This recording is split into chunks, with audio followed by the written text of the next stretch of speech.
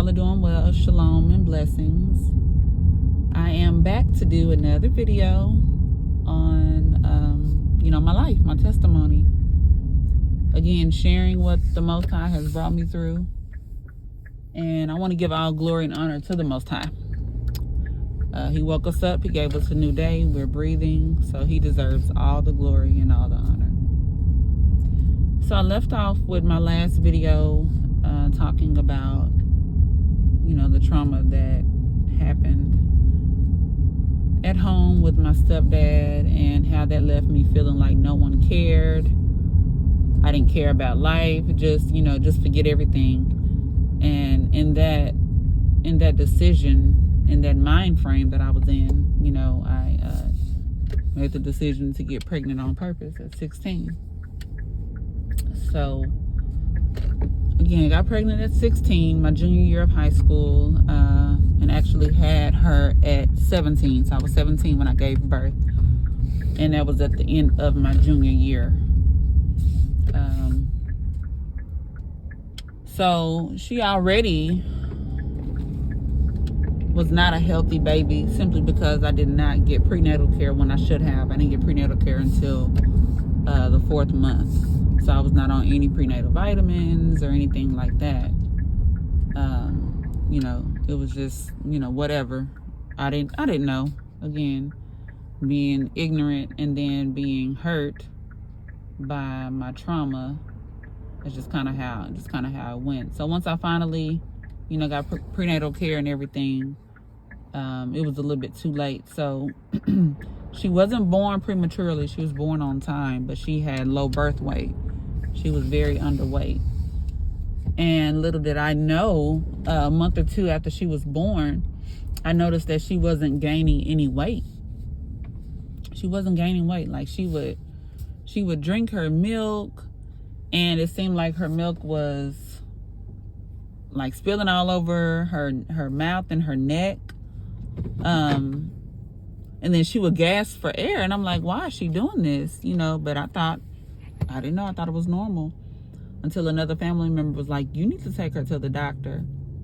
And my mom noticed. I'm like, yeah, we need to make her a doctor's appointment because something's not right. This is not normal. So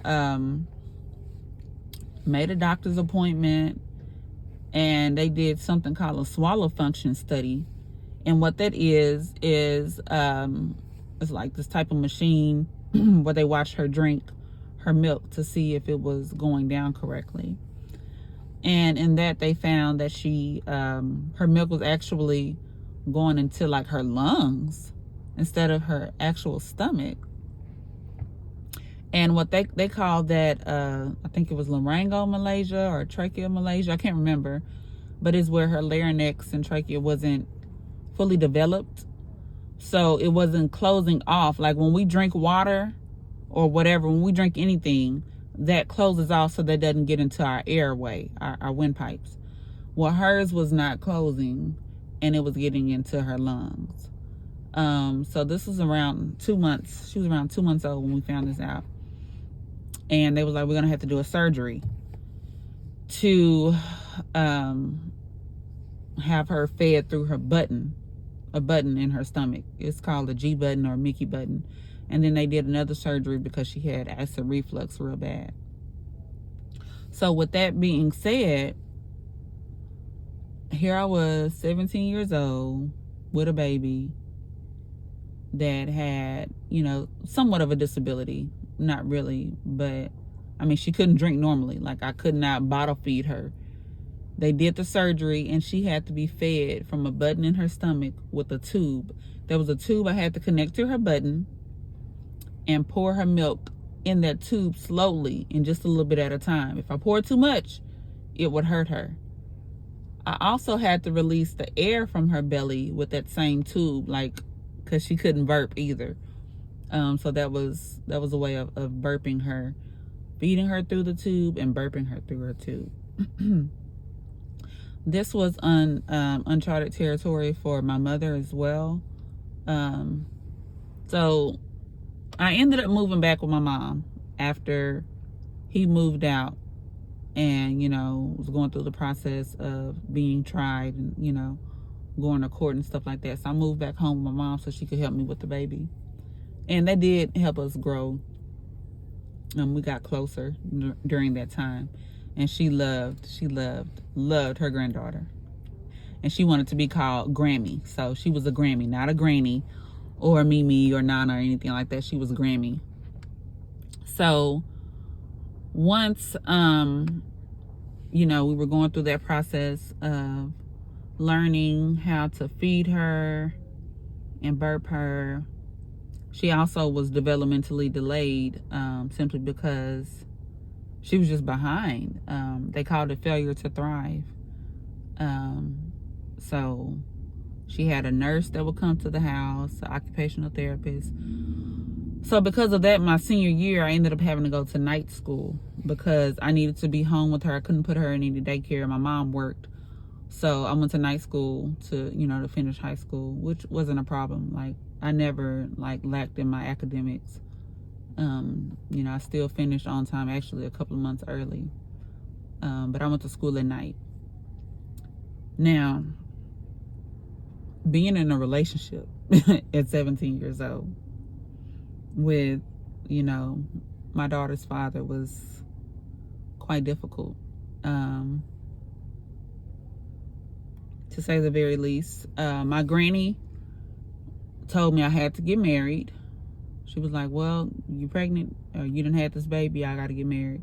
So we had planned on getting married, but, you know, my mom and dad was like, well, if you don't want to, you don't have to, you know. That's the old way of doing things. But we'll talk about that later, as far as what we really should have done. But the Most High, he did keep me, he did protect me. So again, we were planning to get married. We had planned to get married, and everything was pretty good, you know, with our relationship. I mean, being teenagers, he was a couple of years older than me. So by then he was already in college. But I remember this one particular day, I told him that I wanted to wait to get married. I wanted to go to college. Not that I didn't want to be with him anymore. I just wanted to wait.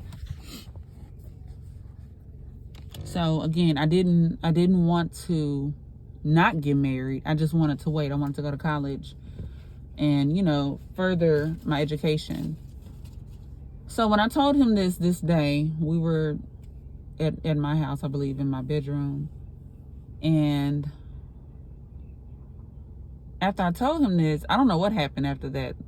I just remember he got angry. And next thing I remember, I woke up, I was on the floor. He choked me. He took a belt and choked me until I was unconscious. And he was upset and yelling and, why are you doing this to me and all of that? And I'm like, I didn't say I didn't want to be with you. You know, I just said I don't want to get married right now. Oh my goodness. So that was the first time that happened.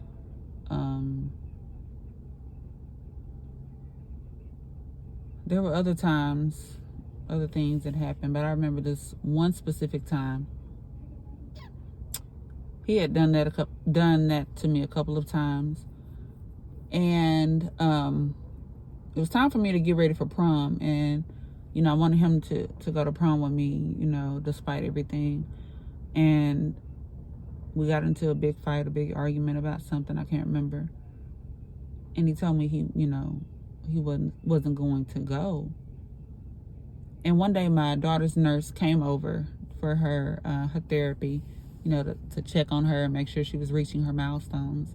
And he came in behind her. Now, he had been calling and trying to come over all that day, and I avoided him. Well, I guess he had been sitting outside the apartment because he found a way to come in when he saw her nurse. I didn't make a big scene about it. I let him come in and kind of watch, you know, talk to the nurse so he would know what was going on, you know, with his daughter. And I remember going to the restroom, and I went in the restroom, and I didn't lock the door. I was going to the restroom, and he came in behind me and locked the door. And he was very angry. I just remember looking at him, and he didn't look like himself. And him telling me, you know, pretty much like I'm gonna be with him. Like, if not, nobody could have me. You know, those type of things. And before I knew it, he started choking me again. Like, this time was the strongest that he's ever choked me, to where I started, again, I blacked out, but I couldn't hear anything. I couldn't feel, I felt numb. It was a weird feeling. I remember just trying to fight through it and hit at him and scratch his face and all of that. But I couldn't get through. And he left me there. Like, I woke up, I don't know how long I had been laying there, but when I woke up, he was in the living room with the nurse and the baby, as if nothing had happened. So I went in there, and the nurse, she didn't know what happened. I guess she just thought I was just in the bathroom, you know. And I went in there and I sat down, and she looked at me, and I guess she saw my face was very flushed. And she said, "Are you okay?" She mouthed this to me. She didn't say it out loud, because I guess she could feel the energy. And she mouthed, she said, "Are you okay?" And I said, "No," with big eye. My eyes were huge. I was like, "No." And so she was trying to think of a way to get me out of that situation. I remember her saying, "Hey, I need you to come downstairs and sign some paperwork. There's some paperwork we need signed, you know, for insurance purposes." And we stayed on the 3rd floor, so it made sense that I go down there so she wouldn't have to go down and come back up. I said, "Okay, yeah, I'll come with you." So I grabbed the baby, and I remember having her on my arm and following her out the door, and him following as well. And I'm like, good, he's gonna get out the apartment. Once I go back up, I'm gonna lock the door. As I walk out the door, he grabs me by the collar of my shirt and drags me in the house. And the nurse is screaming, telling him to stop. She's gonna call 911. He grabs me, pulls me back in the house. Rips my shirt and locked the door and pretty much held me captive in my house. She called the police, and the police came, and I can't remember what happened, but he was afraid. You know, he was afraid of the police, so he left, and I filed a restraining order. This was the first time that I really dealt with anxiety. With that restraining order, I felt like I saw him everywhere. Like, I would pull up to the apartment and I would run. Everything I did, I ran. I would get the keys and try to unlock the door to my apartment, and my hand would be shaking to where I couldn't even unlock the door, or I would drop the keys. My heart was always pounding. That's no way to live. It's one of the most scary, traumatic things a person can go through. But yet and still, a few months later, I gave him another chance. By then I got accepted into college, and this particular college had family housing, so I was able to live on campus and take my daughter with me.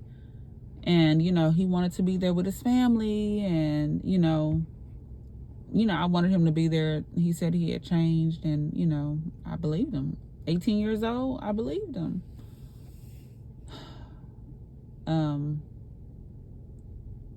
I remember him going through my phone or something like that. And again, we had been separated. I had went to college, and I believe I was texting a guy or whatever, and he saw that in my phone and came back into my dorm, slammed the door, and the way he slammed the door, I just knew something was about to happen. He came in the house, in the apartment, pushed me so forcefully that I hit the oven, and the corner of the oven, I don't know how this happened, like the handle corner of the oven, one of those old school ovens, cut my ear, so my ear is bleeding. And he's kicking me and hitting me, and I'm balled up, and my daughter is there, and she's watching this, and she's screaming. She's a toddler, and thank the Most High she doesn't remember any of this. And I remember, you know, after that, he stopped and, you know, was trying to hug me and kiss me and tell me he was sorry. He didn't mean to do that. And I just allowed him to stay there because I was afraid until the next day because I knew he was leaving. And when he left the next day, I remember limping to class because it was a summer semester. And I remember limping to class and being in so much pain that when I went home for the weekend, I only went to college about 30, 40 minutes away. When I came home for the weekend, I went to go see a doctor, chiropractor or something. I can't remember. But they could feel the knots and stuff in my back. Like they said my ligaments may have been torn or something. And I told them it was from an injury from exercise, and I didn't tell them what happened. But that same summer, a classmate of mine was killed in a domestic violence situation. And I remember specifically hearing from the Most High that could have been you. He killed her and her baby. He killed her and her baby without any remorse. And the Most High said, that could have been you. You need to leave. And after my classmate, y'all rest her soul, passed away, I didn't go back.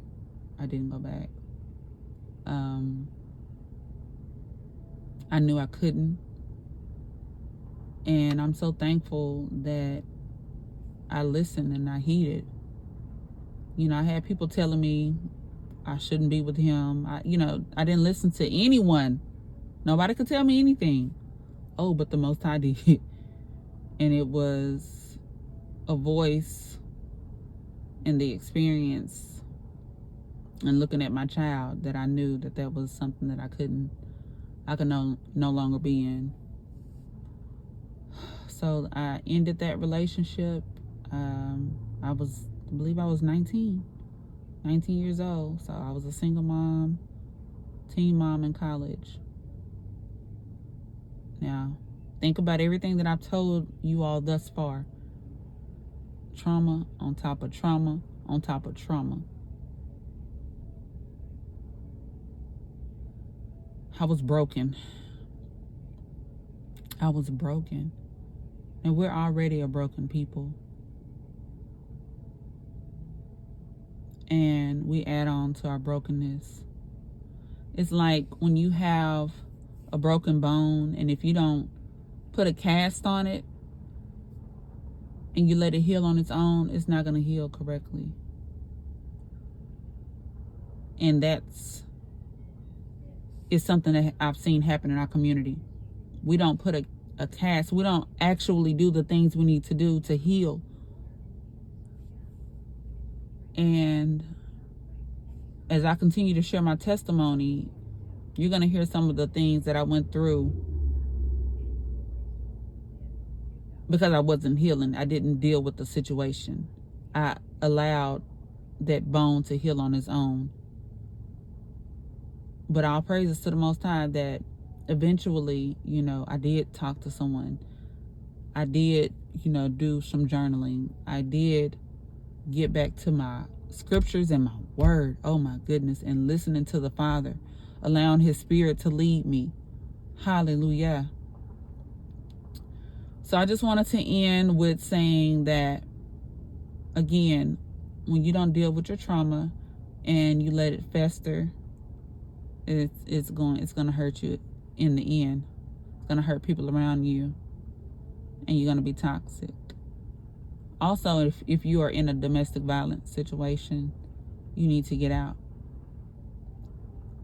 I have resources that I'm able to help people talk to someone about any trauma or anything that they've been through. Please just leave me a message in the comments.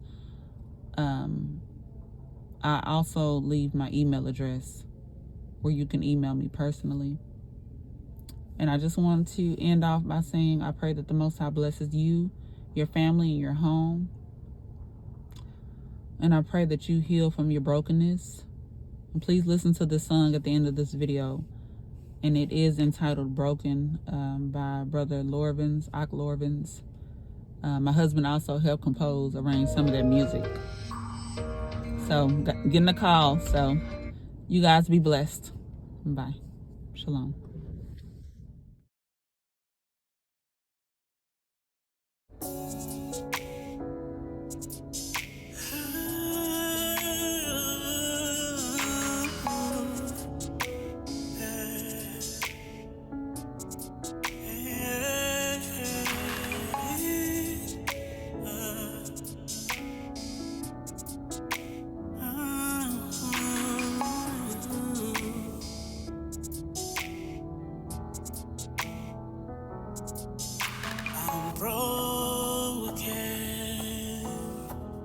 Cleanse me from my sin, purge me, wash me from within, restore me, create in me a clean heart, renew a right spirit in me. I stand here open with a contrite heart. I acknowledge my transgressions, my sins I laid before me. Cast me not away from your presence.